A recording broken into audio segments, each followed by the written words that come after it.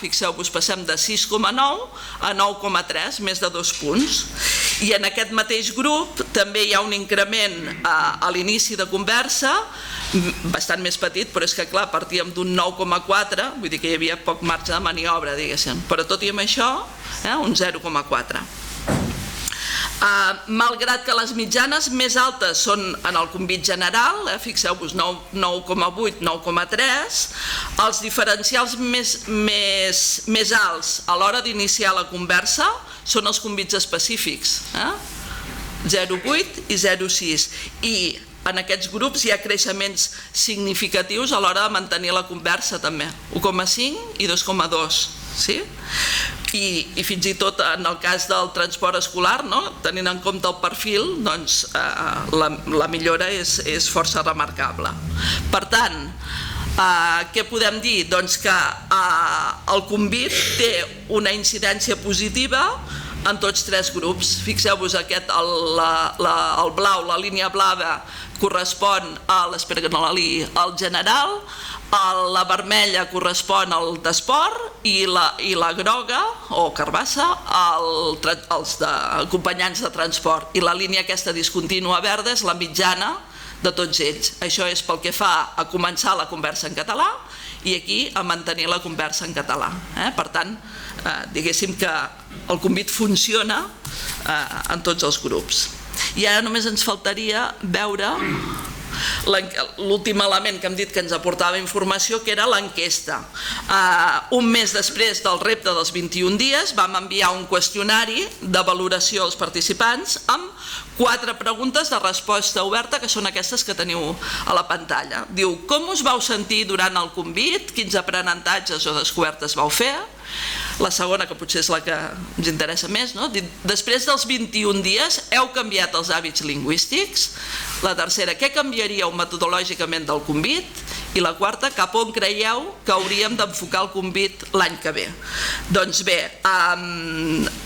vam rebre 40 respostes dels participants, això vol dir un 65,6% ens van contestar. Hi ha diferències pel que fa al general i l'específic, els del convit general, que són els motivats, diguéssim, 80%, els de l'específic 51,6%. Les respostes de l'enquesta, que són anònimes, evidentment, ens aporten informació interessant i a més confirmen això, que tots en general valoren positivament l'experiència. Pel que fa a la primera pregunta, aquesta de com us vau sentir i tal, els 40 participants ens van respondre que es mostraven satisfets i destacaven molt positivament els aprenentatges i la formació. I a més, en el cas del convit general, fins i tot hi ha respostes com molt detallades i explicant coses interessants, que això ens va bé després per reconduir alguns aspectes de cara a l'any següent. Pel que fa a la segona pregunta, us hem posat una mostra de les respostes que hem rebut. Al convit general, el 83% dels participants contesten en la línia que sí, que efectivament han canviat els hàbits lingüístics gràcies al convit, diguéssim. I a l'específic ho fa un 42,7%. Per tant, la mitjana global d'èxit, diguéssim, del convit seria del 67,5%.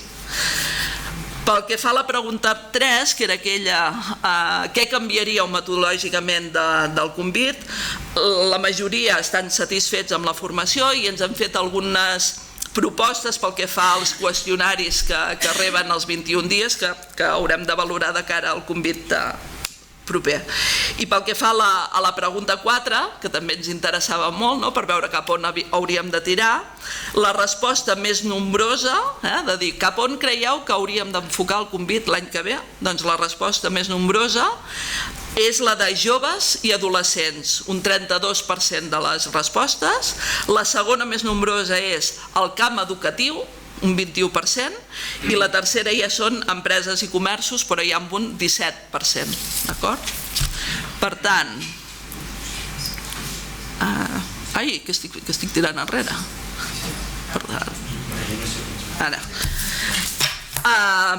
Per tot plegat, Quines conclusions podem extreure? Doncs que el convit atenua la norma de convergència al castellà.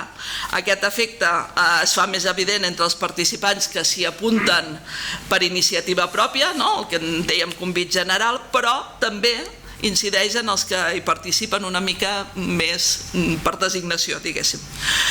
Al convit general els participants s'hi impliquen més i declaren uns índexs més alts d'incidència de la formació en la seva conducta lingüística.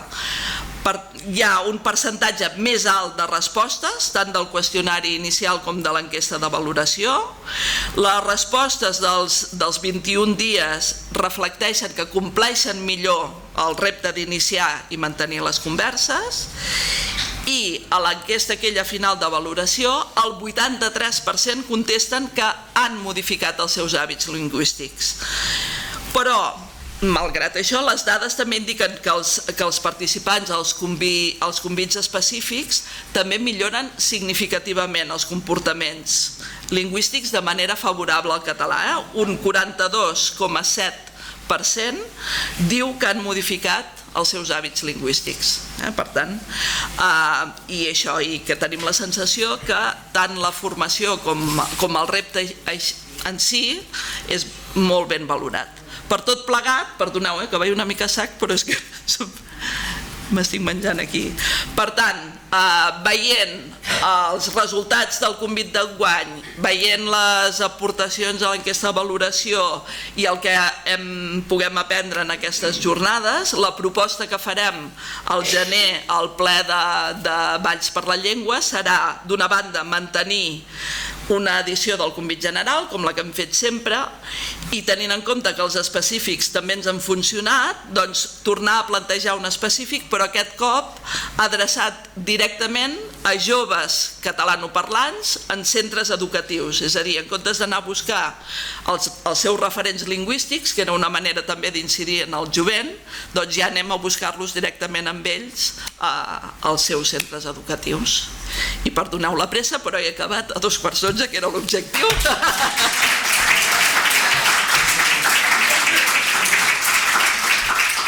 No sé si, tot i que anem una mica pilladets, si algú vol fer algun company vol fer alguna cosa que m'hagi deixat, algun aclariment, o algú vol plantejar alguna pregunta, és el moment.